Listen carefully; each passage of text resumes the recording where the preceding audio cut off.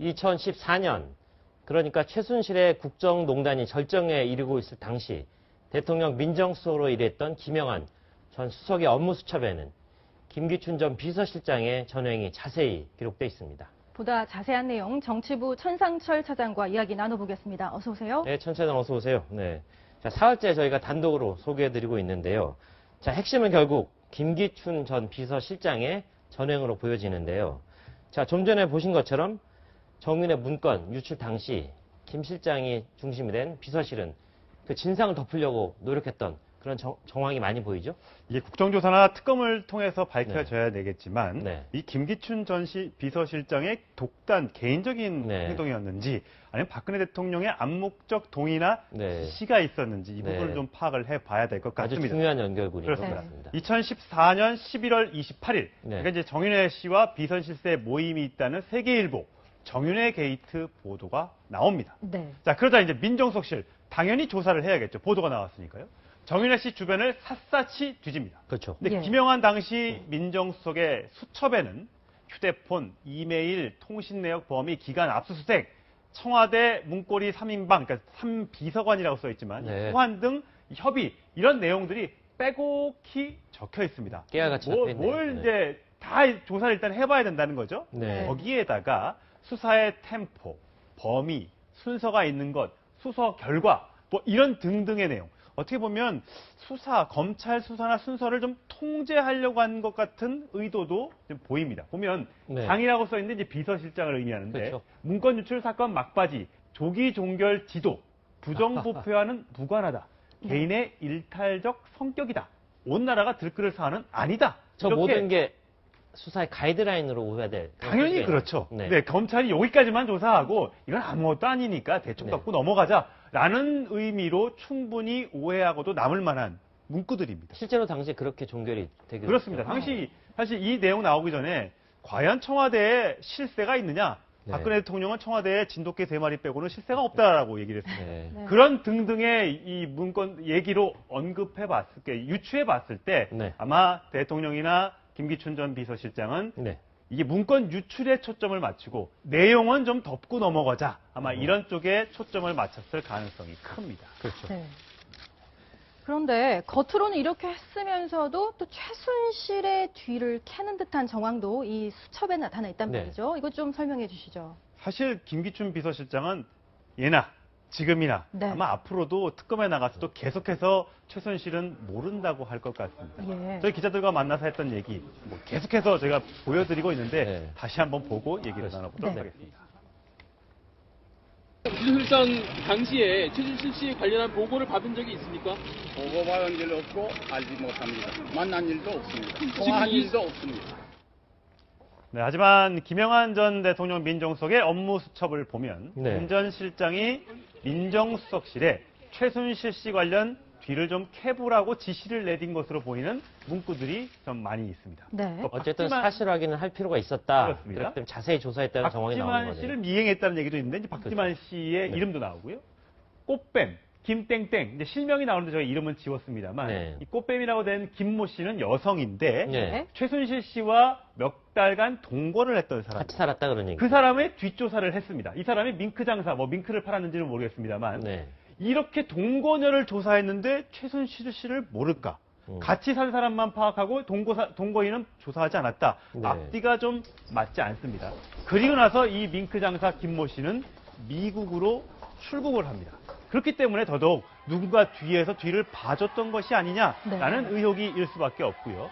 당시에 이런 조사들이 민정수석실에서 이루어지다 보니까 네. 불안해졌던 최순실 씨가 그렇죠. 고3 딸을 데리고 언니 최순득 씨 집으로 몸을 숨겼습니다. 근데 그때 어떻게 됐습니까? 그리고 나서 잠깐 몸을 숨긴 뒤에 결국 이 모든 조사에서 앞서 말씀드렸다시피 문건 유출에만 초점을 맞춰서 그 문건 유출에 했던 박관천 경정도 경찰로 복귀를 하게 되고 그렇죠. 조홍천 전 공직기강 비서관도 결국 옷을 벗었고 네. 이런 등등 문건 유출에 전부 다 초점이 맞춰지는 사이 잠깐 몸을 숨겼던 최순실 씨는 그 이후에도 계속 국정농단의 주범으로 활동을 할 수 그렇죠. 있었던 것으로. 그 최순실 씨를 도왔던 3인방, 문고리 3인방은 그 이후에 기세가 등등해서 더 오랫동안 뭐 안봉근 전 커트를 비서관은 결국 경찰 인사에 개입했다. 네. 또 최순실 씨나 비선진료 의혹에 있는 의사들을 실어날랐다. 그렇죠. 등등의 의혹에 계속 휩싸여 있습니다. 당시 골든타임 놓친 게 천추의 한이 될 것 같습니다. 그렇습니다.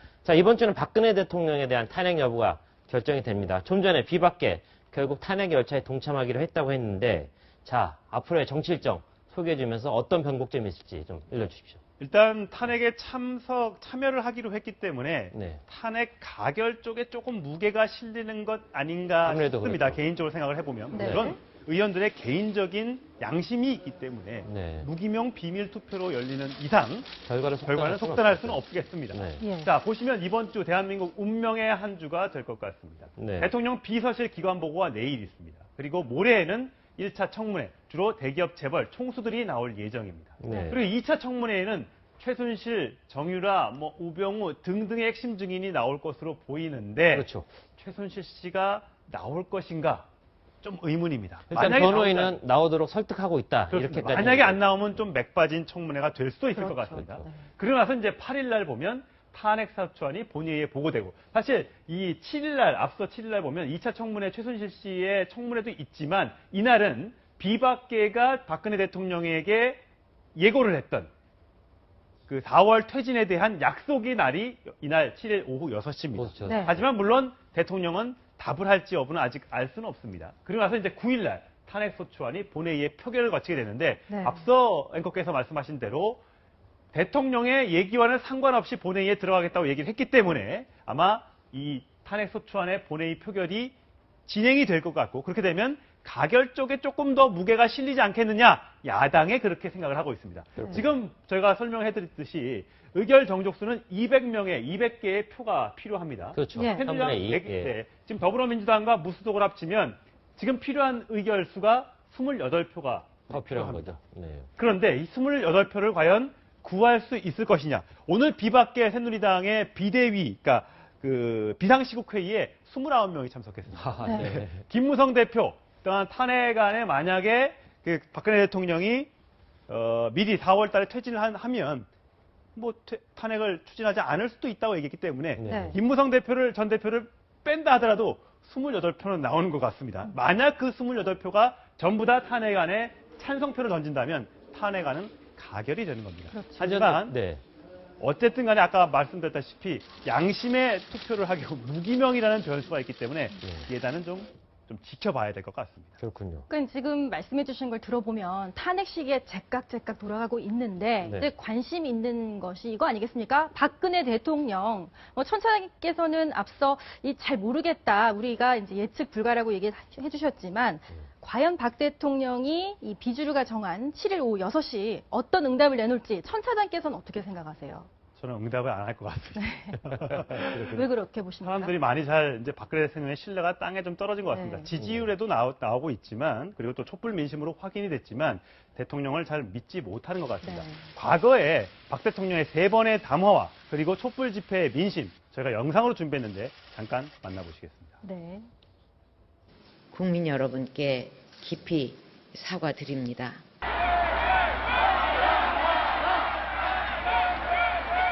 국민 여러분께 깊이 머리 숙여 사죄드립니다. 박근혜가 목이다! 국민 여러분께 진심으로 죄송하다는